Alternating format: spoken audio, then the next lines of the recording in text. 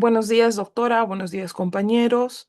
En esta oportunidad voy a presentar el análisis de la casación número 4556-2016 Lima Este, un caso que me llamó bastante la atención porque nos permite entender algo que muchas veces genera confusión cuando estudiamos el derecho civil: la diferencia entre un acto jurídico nulo y un acto que simplemente tiene problemas para producir sus efectos. A veces pensamos que cualquier irregularidad dentro de un contrato es suficiente para pedir su nulidad, pero este caso demuestra que las cosas no son tan simples, precisamente porque eso considero que esta sentencia tiene un valor importante para quienes estamos aprendiendo sobre la teoría general del acto jurídico. Para comenzar, debemos recordar que un acto jurídico es una manifestación de voluntad que busca producir efectos legales. Es decir, mediante un acto jurídico las personas pueden crear derechos, asumir obligaciones o modificar relaciones jurídicas ya existentes. Sin embargo, para que este caso sea válido, debe cumplir ciertos requisitos establecidos por la ley. Entre ellos, encontramos pues la capacidad de las partes, tenemos un objeto posible, la finalidad lícita y el cumplimiento de las formas exigidas cuando corresponda. Cuando algunos de estos elementos esenciales presenta un defecto grave, puede producirse la nulidad del acto jurídico. En otras palabras, el acto pierde la validez porque existe un problema que afecta su propia estructura. Pero también existe otra figura que es la ineficacia. En este caso, el acto puede ser válido, pero por determinadas circunstancias no llega a producir los efectos que normalmente debería generarse.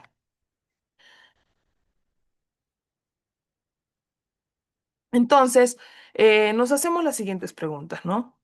¿Qué ocurre cuando quien firma un contrato en representación de una institución no tiene las facultades para hacerlo? ¿El contrato es nulo y no vale nada o simplemente es ineficaz? Y justamente esa diferencia será la clave para entender la decisión que tomó la Corte Suprema en este caso. Este es exactamente el problema que aborda esta casación. Hablaremos sobre la validez de un contrato de compra-venta de un terreno vinculado a una comunidad campesina de Jicamarca. En este caso es fundamental porque nos ayuda a comprender los alcances del artículo 140 y el artículo 219 de nuestro Código Civil, así como la protección que la ley otorga a las tierras comunales. Comencemos. Ahora bien, ¿qué ocurrió? Para entender el problema, primero debemos conocer los hechos, ¿no? Todo comienza con una demanda interpuesta por Tito Alipio Cárdenas Chambe contra Isidro Pérez Méndez Garay y la comunidad campesina de Jicamarca. El demandante buscaba la nulidad de un contrato de compra-venta celebrado el 13 de noviembre de 1998. Según el demandante, el problema era de que el presidente de la comunidad había realizado la venta sin contar con la autorización previa de la Asamblea General de los Comuneros. El inmueble, objeto de esta venta, estaba ubicado en la zona de Canto Grande y pertenecía a la comunidad. El argumento central del demandante era contundente. El presidente de la comunidad firmó este contrato de venta sin contar con la autorización previa de la Asamblea General de Comuneros. Según el demandante, esta falta de autorización encajaba en las causales de nulidad del artículo 219 del Código Civil. Además de la falta de autorización, el demandante alegó otras irregularidades: que el precio pactado no se pagó realmente y que el predio no estaba correctamente delimitado. Por todo esto, afirmó que el acto jurídico tenía un objeto jurídicamente imposible y que estaba ante una simulación absoluta. Como sabemos, la Asamblea General es el órgano más importante dentro de una comunidad campesina, ya que es donde se toman pues, las decisiones que afectan a todos los comuneros. Por otro lado, el comprador Isidro Pedro Méndez contestó la demanda afirmando que el presidente actuó con las facultades que tenía en ese momento y que el contrato fue totalmente real, con la verdadera intención de transferir la propiedad, negando cualquier tipo de simulación. Aquí es pues donde la teoría se vuelve fundamental. La clave de todo proceso judicial radica en distinguir dos conceptos: la nulidad y la ineficacia. Entonces, recordemos, ¿qué es la nulidad? La nulidad pues es una sanción muy drástica. Priva de efectos a un acto jurídico porque tiene defectos graves, desde su origen en sus elementos esenciales. Por ejemplo, cuando falta la voluntad, cuando hay incapacidad absoluta, el objeto es físicamente o jurídicamente imposible o hay simulación absoluta, ¿no? Por otra parte, la ineficacia es diferente. El acto existe estructuralmente válido, pero por razones externas o posteriores no puede producir sus efectos jurídicos. Esto ocurre típicamente cuando hay una falta de legitimidad o ausencia de representación suficiente. Otro punto crucial es, en este caso, es el régimen de las comunidades campesinas. Según el artículo 89 de la Constitución, estas comunidades tienen una autonomía para disponer libremente de sus tierras, que tenemos la ley número 24656, que exige pues la participación y la aprobación de la Asamblea General para poder transferir pues las tierras comunales, justamente para poder proteger su patrimonio colectivo. La gran pregunta es, ¿saltarse a la Asamblea General hace que el contrato sea nulo o ineficaz? El demandante también invocó dos causales específicas de nulidad. Primero, el objeto jurídicamente imposible. Esta causal se da cuando la conducta pues está prohibida por la ley, ¿no?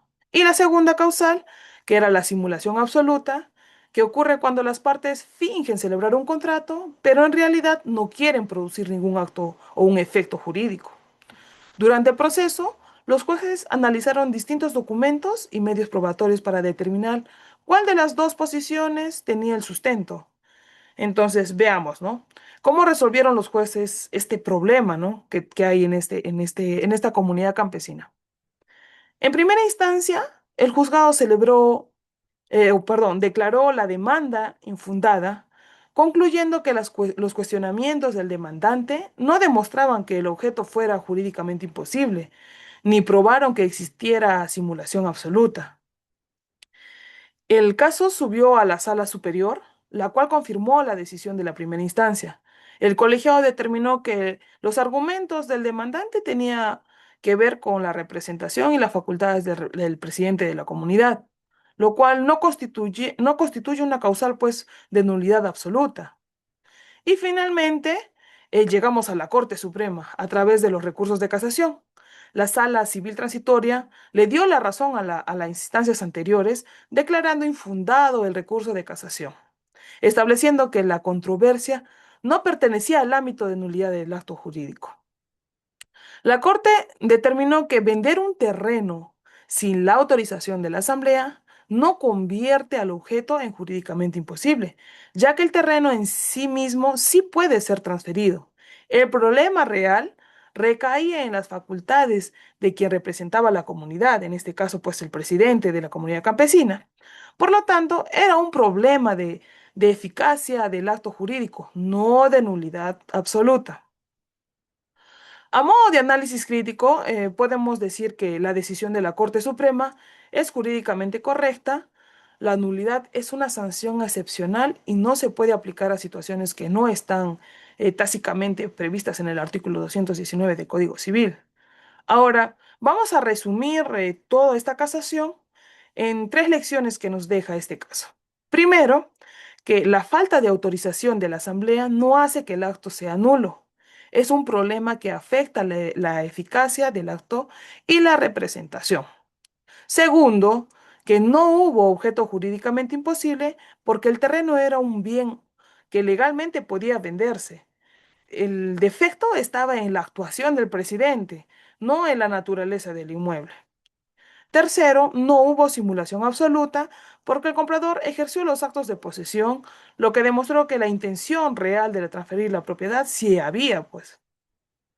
Pero más allá de la teoría, este caso nos deja una enseñanza práctica fundamental. A nosotros como alumnos de la carrera de Derecho, nos enseña pues que cuál es la importancia de elegir la estrategia legal correcta. El demandante perdió el caso porque intentó forzar una causal de nulidad que no correspondía. Si hubiera planteado una pretensión cuestionando la representación o la eficacia del acto, el debate sobre el fondo habría sido muy distinto. Finalmente, esta sentencia de casación fortalece la seguridad jurídica, nos recuerda que no cualquier irregularidad destruye un acto jurídico desde su raíz. Sin embargo, como apunte crítico, el sistema debe seguir buscando mecanismos eficaces para proteger el patrimonio de las comunidades campesinas y asegurar la voluntad de la Asamblea. Eso sería todo. Muchas gracias. Hasta la próxima.